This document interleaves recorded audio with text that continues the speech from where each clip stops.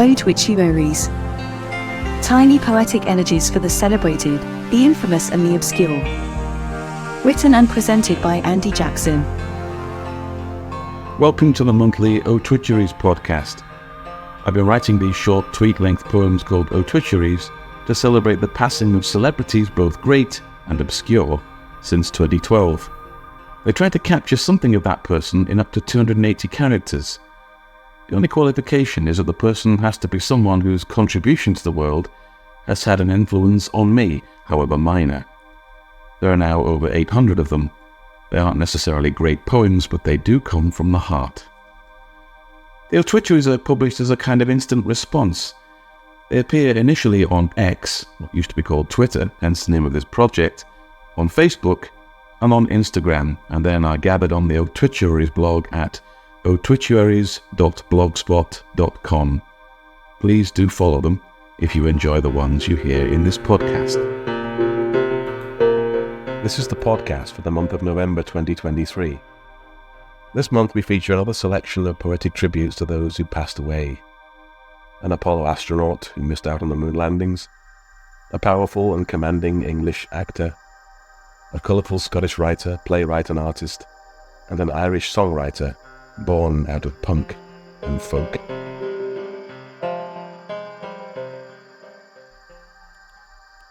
I am, and have always been, obsessed by astronauts. My dad and I sat through the Apollo missions, with me an uncomprehending 4-year-old when the Americans first landed on the moon.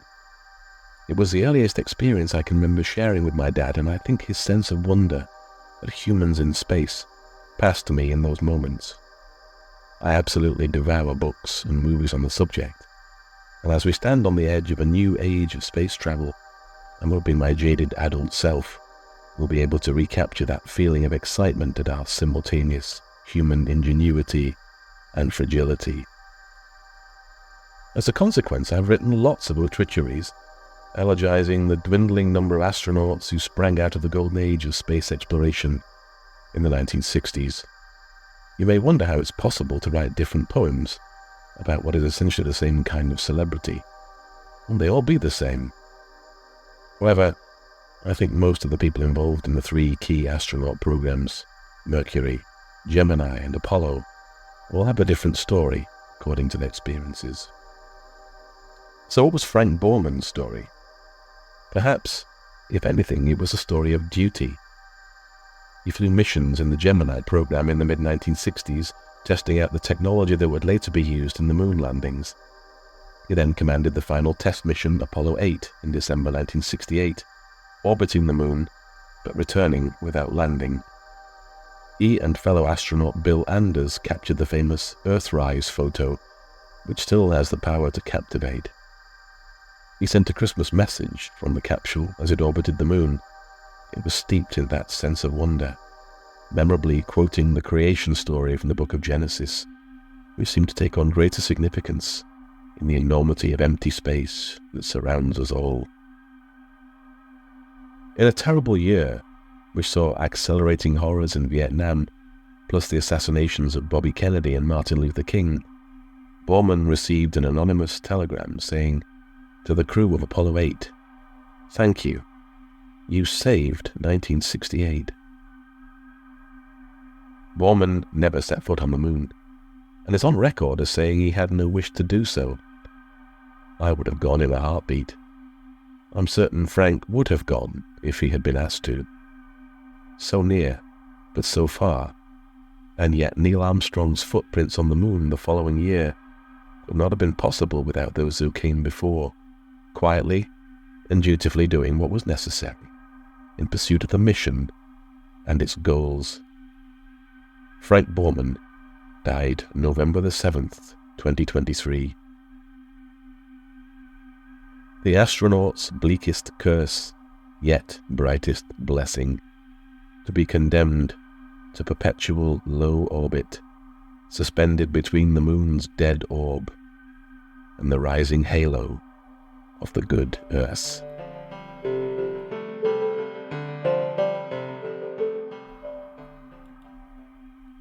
Joss Ackland was one of those powerful and compelling older male actors familiar to us on British television, stage and cinema. Think Kieran Hines, Bill Nighy, the late Michael Gambon perhaps. I first remember Ackland as a part-time spy, Jerry Westerby, in the 1979 BBC dramatisation of Le Carré's Tinker Tailor Soldier Spy, a brief but memorable appearance in an ensemble drama groaning with heavyweights.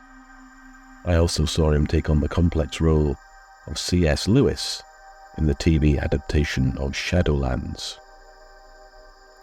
It was in an arguably lesser movie that I recall him most vividly, 1987's steamy drama White Mischief, based on the real story of the hedonistic and promiscuous culture of Kenya's Happy Valley set in the 1930s and 40s. Ackland played Jock Delves Broughton, a much older husband of the vivacious and unfaithful Diana, played by Greta Scacchi. Oh, Greta. A torrid and barely concealed affair with aristocratic rake Jocelyn Hay, played by a lizard-like Charles Dance, set tongues wagging, at least until Hay is found murdered. Ackland brought bluff dignity and stiff restraint as the cuckolded husband, and it's his role that anchors the movie. He stands centrally in every scene, despite the fact he is the essence of a neglected and powerless husband. It's an amazing performance, and one that might otherwise be lost among the nudity and sprawling debauchery of the community it portrays. In a curious coincidence, in 2015 I moved to a small village between Dundee and Perth called Errol, where I still live. A few years ago I was reading up on the history of Errol, and found to my surprise that the family that were heirs to the earldom of Errol were the Hays. The murdered Jocelyn Hay was the 22nd Earl. So, nearly 40 years after first seeing the movie, it came back to me in the strangest way. This little aside may have nothing to do with Joss Ackland, but hey, this is my podcast. Joss Ackland died November 19th, 2023. I hear a distant rumble, a voice like an articulated lorry, resonant in its bulk, commanding the ear and eye to follow as it swallows the stage, the line, the language.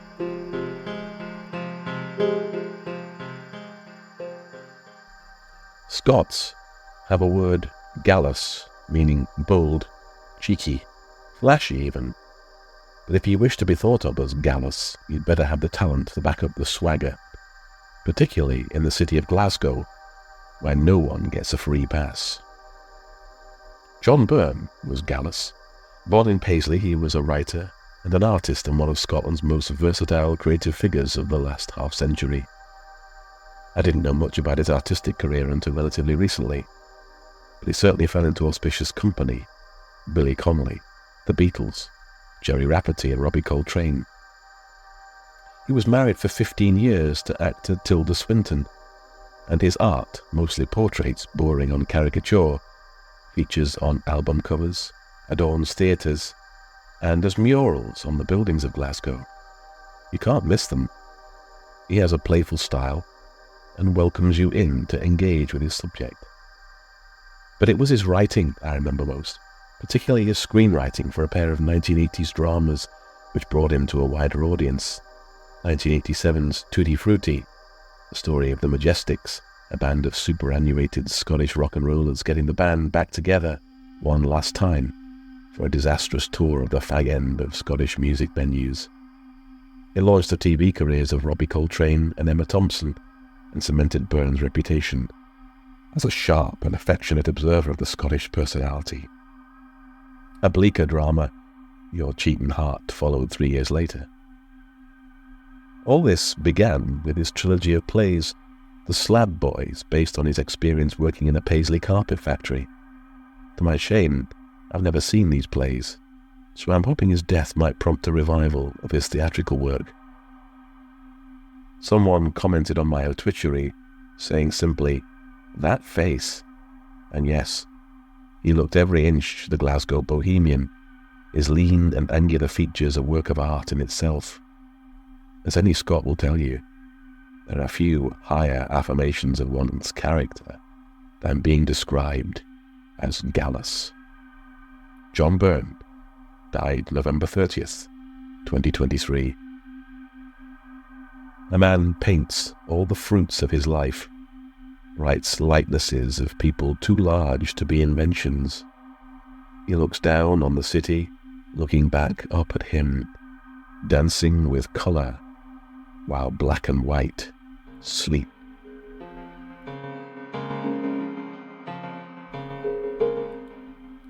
Pop music in the early 1980s was a bit of a free-for-all. You could do anything and find an audience for it, from salsa to cold electronics, agadoo to ZZ Top. Perhaps the unlikeliest success story was that of the Pogues, a whiskey-fueled collision of punk and penny whistles, mixing Soho with Tipperary to the most rambunctious effect. The music touched a generation of young people who were brought up with the traditional songs of the Irish boozer and parlour, but who had been displaced and dispersed to London and the English provinces, but also to Australia and to the USA.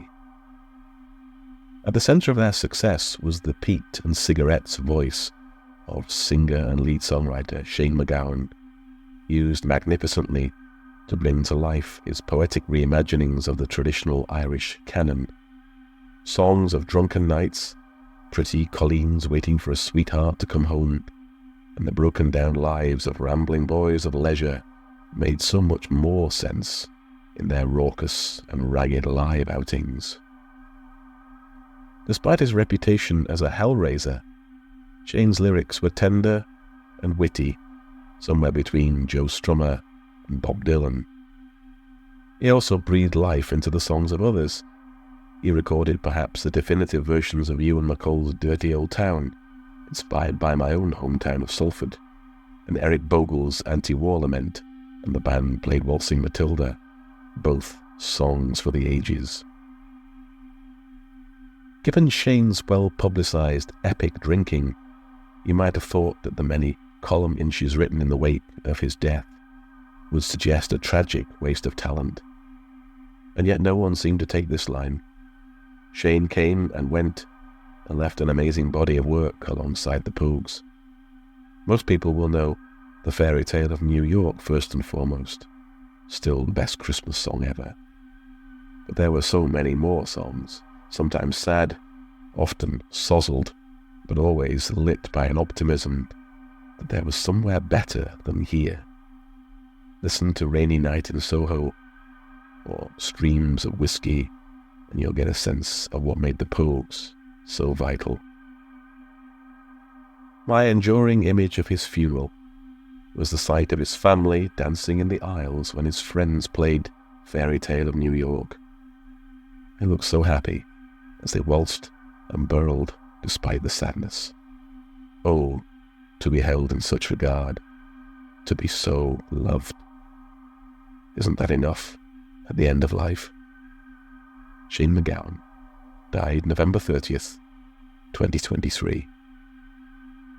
I saw a derelict in a Soho boozer, toothless, leathered but lucid, singing about the old country. 2 shots of punk, 1 of poetry, new songs for old men, all going where streams of whiskey are flowing.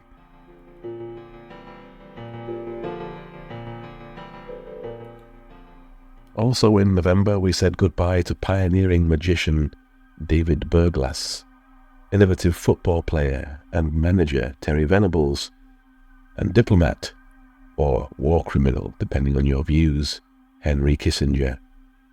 Check out their obituaries at otwituaries.blogspot.com.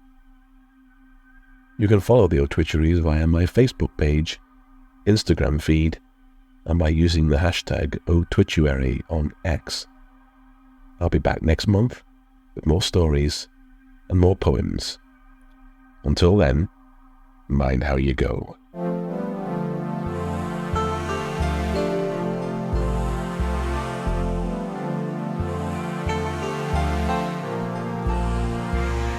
You've been listening to Otwituaries, a monthly selection of tiny poetic elegies for the celebrated, the infamous and the obscure. Written and presented by Andy Jackson. The music is by Mark Vivian.